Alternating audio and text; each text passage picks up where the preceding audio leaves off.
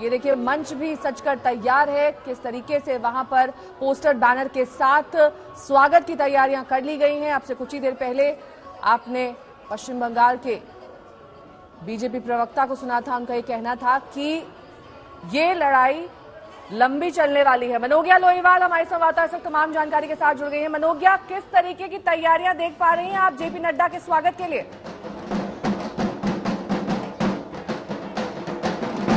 बिल्कुल, एक और जहां ढाक है तो वहीं दूसरी ओर फूलों से थाल सजी हुई है। कुछ ऐसा ही स्वागत हो रहा है कोलकाता में। एयरपोर्ट में जैसे स्वागत हुआ है उससे कई गुना ज्यादा इस चुनावी कार्यालय में होगा।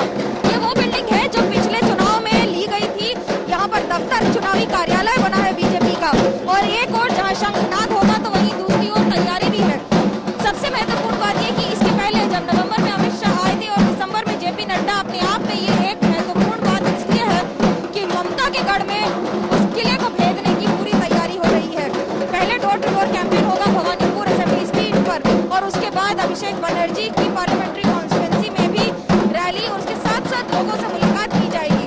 मुलाकात का तो ये दौर है, लेकिन उसके साथ साथ पूरी तरह से नजर है 2021 के चुनाव पर। पार्टी ये बखूबी जानती है कि उत्तर बंगाल में भले ही उन्होंने किले को भेद के 18 सीटें हासिल कर ली हो, लेकिन दक्षिण बंगाल में बहुत बड़ी पैठ नहीं बना पाई थी। और अब नजर पूरी तरह से दक्षिण बंगाल पर है। एक के बाद एक दौरा ये बताता है कि पार्टी किस तरह से सचेत है और आने वाले दिनों में ये दौरे बढ़ेंगे। अगले 2 दिन में पार्टी इस दौरे को सर्जिकल स्ट्राइक से कम नहीं मान रही है। ये मान रही है कि ममता के गढ़ में, ममता बनर्जी के राज्य में पार्टी घुसकर सर्जिकल स्ट्राइक करना चाहती है, उन्हीं की असेंबली कॉन्स्टिट्यूएंसी में, तो वहीं दूसरी ओर पार्लियामेंट्री कॉन्स्टिट्यूएंसी में अभिषेक बनर्जी की। लेकिन ये सब जितना ऊपरी स्तर पर है उतना ही जमीनी स्तर भी कारगर करने की तैयारी है। ये सिर्फ स्वागत का अंदाज है और अपने आप में जोश और जज्बा बढ़ाने का भी। दरअसल आज पश्चिम बंगाल में 9 वर्चुअल ऑफिस का भी वर्चुअली इनॉग्रेशन किया जाएगा। ये उद्घाटन इसी दफ्तर से किया जाएगा जो आने वाले दिनों में पार्टी के लिए चुनावी कार्यालय के साथ साथ कई बड़े मायने रखता है। यानी कि सारी वो मीटिंग, सारी वो स्ट्रेटेजी सब यहीं से तैयार होगी। मनोज्ञा, सिर्फ आप ही मास्क में नजर आ रही है। वहां पर कोविड प्रोटोकॉल का ख्याल रखा जा रहा है कि नहीं बीजेपी कार्यालय में?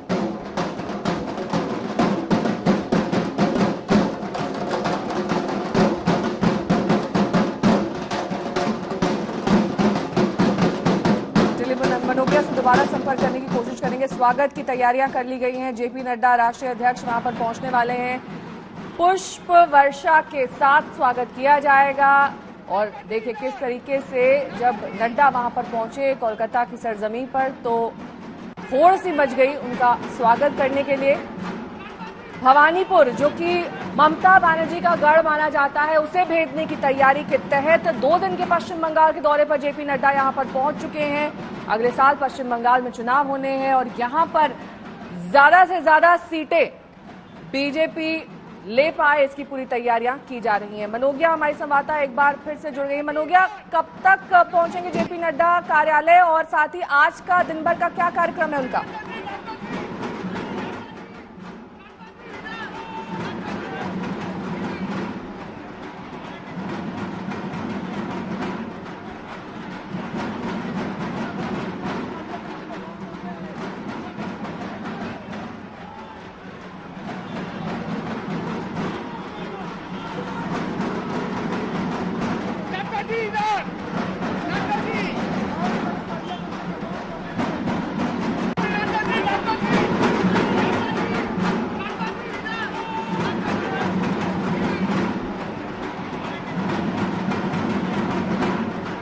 कालीघाट मंदिर में दर्शन करने का भी कार्यक्रम है जेपी नड्डा का। 120 दिन तक भवानीपुर में प्रचार का कार्यक्रम है, लेकिन अभी फिलहाल के लिए 2 दिन के दौरे पर जेपी नड्डा वहां पहुंच चुके हैं। मछुआरों के एक समुदाय से भी वो कल मिलेंगे। इस तरीके की भी तैयारी की जा रही है। अभिषेक बनर्जी के चुनावी क्षेत्र का दौरा करेंगे। 2 महत्वपूर्ण चुनावी क्षेत्र जहां पर इस वक्त बीजेपी की नजर भवानीपुर सीट पर 45,000 मुस्लिम वोटर हैं, उन्हें साधने की तैयारी है। और ऐसे में जेपी नड्डा का ये दौरा बेहद अहम माना जा रहा है। ममता के गढ़ में ये बीजेपी की सर्जिकल स्ट्राइक।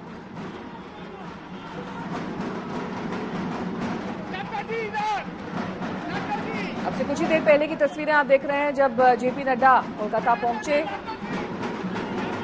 भारी भीड़ वहां पर मौजूद कार्यकर्ताओं की, समर्थकों की, जिन्होंने स्वागत किया जेपी नड्डा का। इससे पहले भी जेपी नड्डा हालांकि पश्चिम बंगाल का दौरा कर चुके हैं, लेकिन ये दौरा कई मायनों में अहम, क्योंकि भवानीपुर जाने का प्लान है, जो ममता बनर्जी का गढ़ माना जाता है। 120 दिन तक यहां पर प्रचार का कार्यक्रम चलने वाला है, यानी कि लगभग 4 महीने तक प्रचार का ये कार्यक्रम।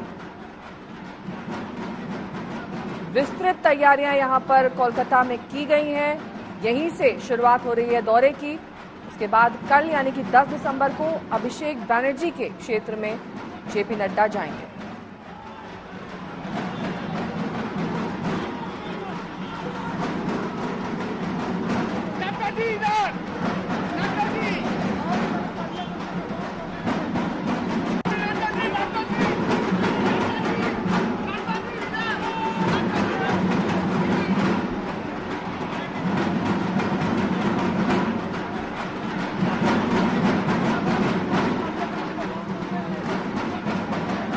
दो तस्वीरें आपके सामने हैं, किस तरीके से स्वागत की तैयारियां बीजेपी कार्यालय में भी की गई हैं। एयरपोर्ट के बाहर भी ढोल नगाड़ों की थाप के साथ यहां पर जेपी नड्डा का स्वागत किया गया जोर शोर से। 2 दिन का दौरा, बेहद व्यस्त कार्यक्रम जेपी नड्डा का। कालीघाट मंदिर में दर्शन के लिए भी जाएंगे नड्डा, और स्वागत के लिए तमाम समर्थक और कार्यकर्ता जुट गए।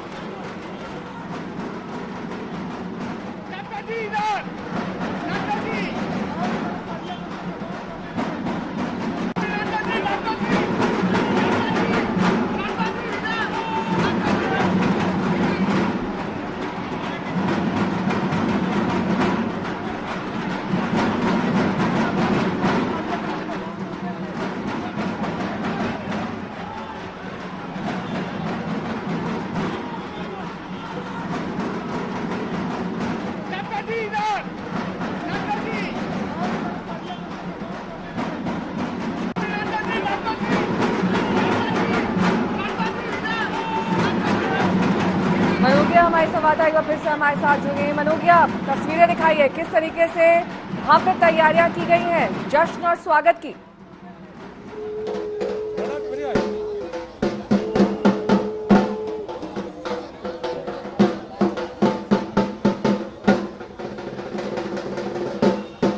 मनोगिया, आपको आवाज मिल रही है?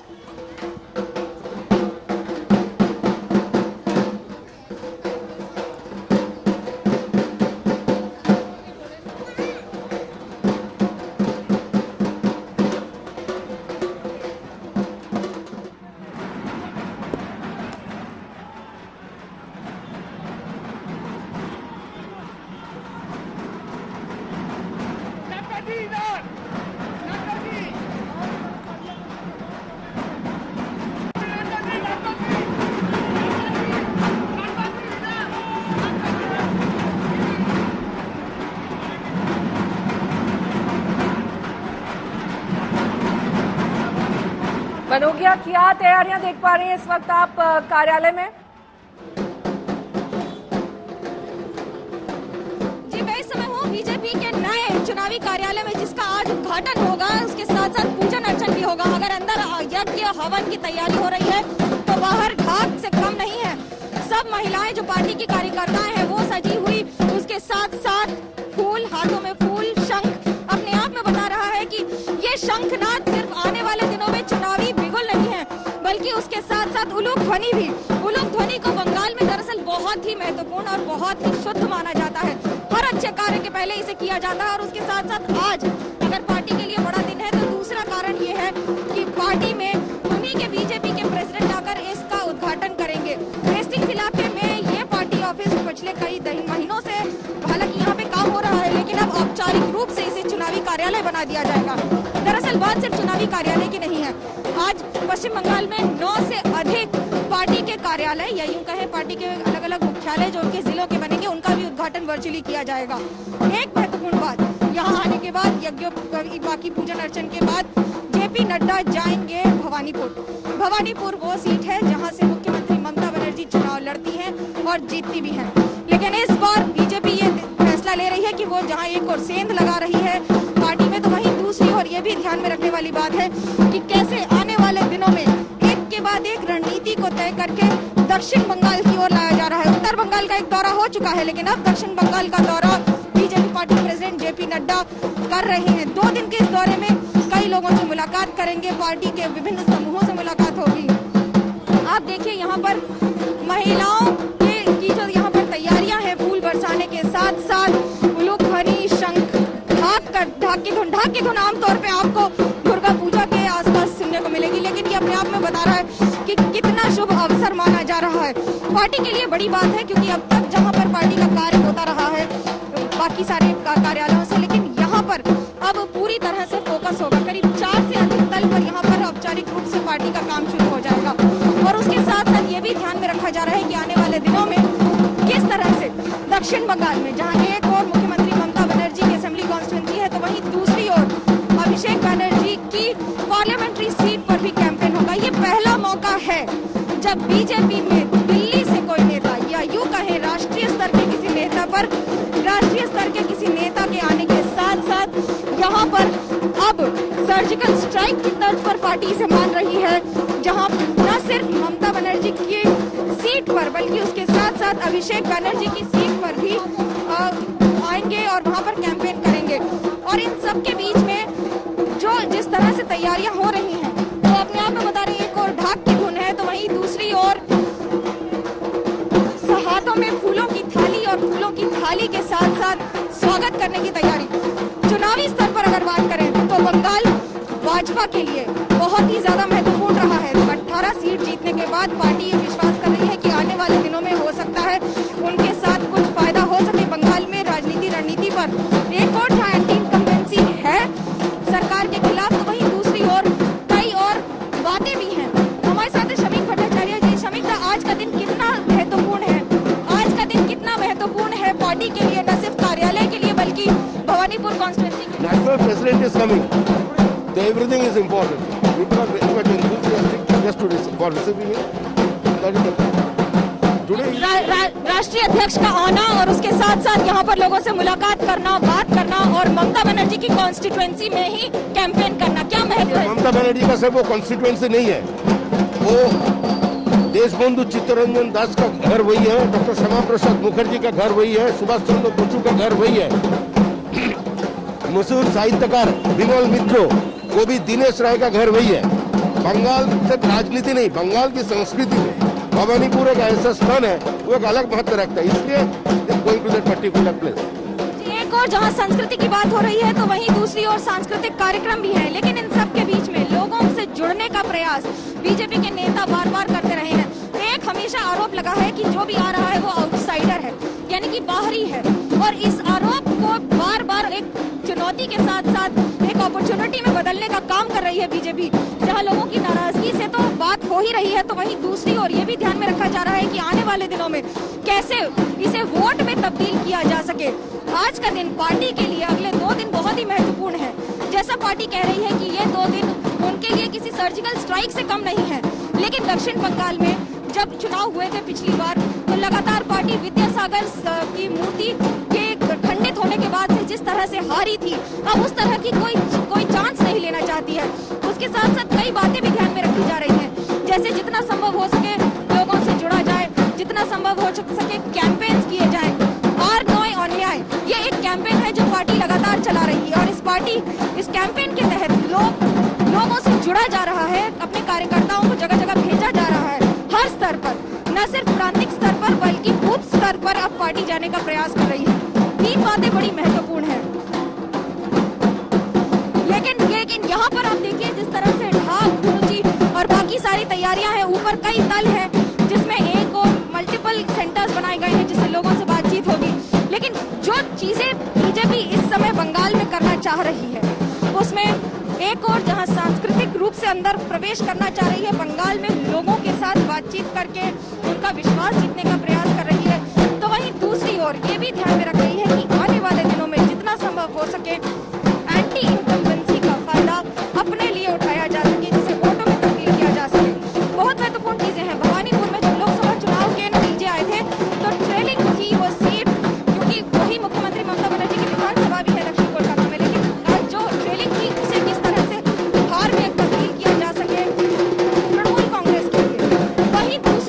बीजेपी ये भी ध्यान में रख रही है कि बार बार जो आरोप लगते रहे हैं पार्टी पर वो उनका खंडन करते हुए कैसे आगे बढ़ा जा सके। एक बड़ा महत्वपूर्ण मुद्दा है, अभी इस समय किसानों के विरोध में मुख्यमंत्री ममता बनर्जी टीएमसी सुप्रीमो ने कह दिया है, बंद का भी समर्थन किया था पार्टी ने मुद्दे पर, उस पर कैसे आगे बढ़ेंगे, क्योंकि ग्रामीण क्षेत्र में जिस तरह से पैठ बनाने की जरूरत होती है वही बताएगा कि आने वाले दिनों में कौन बंगाल की सत्ता में राज करेगा। ये दो बातें हैं जो न सिर्फ बीजेपी जानती है बल्कि उन्हें अमली जामा पहनाने का प्रयास भी कर रही है। बार बार पार्टी अगर लोगों तक जा रही है तो उसे ये भी ध्यान में रखना है कि जैसे जैसे लोगों तक जाएगी वैसे वैसे लोगों तक पहुंचने का प्रयास भी करेगी, और साथ ही साथ ये भी ध्यान में रखेगी कि आज का दिन कितना महत्वपूर्ण है। पार्टी जिस तरह से बार बार मिलकर बात करने का प्रयास कर रही है। शिशिर बाजोरिया हमारे साथ हैं, क्या कहेंगे आप, आज का दिन कितना महत्वपूर्ण है, आज का दिन कितना महत्वपूर्ण है और क्या ये ममता के गढ़ में सेंध लगाने की बात है? देखिए, आज हमारे राष्ट्रीय अध्यक्ष यहाँ के जो चुनाव का हमारा कार्यालय है उसका उद्घाटन करेंगे और इसी से हमारा शंखनाद हो रहा है इस चुनावी रण की तैयारी में। ये चुनाव हमारे लिए जीतने की चुनाव है, इसलिए ये आज का हमारे अध्यक्ष जी का प्रोग्राम बहुत ही महत्वपूर्ण है। जब आप बात कर रहे हैं भवानीपुर की, तो क्या ये दक्षिण बंगाल में भी बीजेपी के बढ़ने का प्रयास है, क्योंकि लोकसभा चुनाव में आपका प्रदर्शन अच्छा नहीं था? लोकसभा चुनाव में हमारा प्रदर्शन, हम 122 विधानसभा में लीड लिए थे, और जहाँ तक भवानीपुर का प्रोग्राम है, ये डायमंड हार्बर है, एक तरह से सर्जिकल स्ट्राइक है। सर्जिकल स्ट्राइक क्यों कह रहे हैं इसको, क्या कारण है कि इसे सर्जिकल स्ट्राइक कहा जा रहा है? पीसी और भाईपो उनके घर में। हमारे व्यूअर्स को पूरा डिटेल में बताएं कि आखिरकार क्या है पीसी और भाईपो क्यों कहा जा रहा है, पीसी और भाईपो क्यों कहा जा रहा है, पूरा विस्तार से बताएं। जब यहाँ पर आप किसी को पीसी बोले या भाईपो बोले तो आप और हमारे पीसी और भाईपो का तो बात है नहीं। यहाँ पर यदि किसी देश में किसी को राजा बोले तो कोई पूछता नहीं है राजा कौन है, वैसे ही आप पीसी एक ही है, भाईपो एक ही है। जो बताने की कोशिश कर रहे हैं उसका दरअसल मतलब ये है कि बंगाल में पीसी का मतलब है बुआ, बांग्ला भाषा में बुआ कहते हैं, और उसके साथ साथ है भतीजा यानी कि अभिषेक बनर्जी जो डायमंड हार्बर विधानसभा से सांसद है, पार्लियामेंट्री कॉन्स्टिट्यूंसी से सांसद है। और ऐसे में ये भी बताता है कि किस तरह से पार्टी ये ध्यान में रख रही है कि सबसे पहले टॉप लेवल लीडरशिप टीएमसी को ही अटैक कर रही है, और ये रणनीति के तहत किया जा रहा है। लौटूंगी मैं आपके पास मनोगिया, वहां पर स्वागत की तैयारियां कर ली गई हैं, लेकिन पश्चिम बंगाल में बीजेपी अध्यक्ष दिलीप घोष क्या कुछ कह रहे हैं, सुनिए। जिस प्रकार यहाँ अत्याचार और राजनीति हो रही है उसका भी जवाब देना है, तो इसलिए पूरा देश भाजपा की हर एक कार्यकर्ता बंगाल की परिवर्तन के लिए लालायित है और सब मदद करने के लिए तैयार है। क्या क्या प्रोग्राम है, क्या क्या?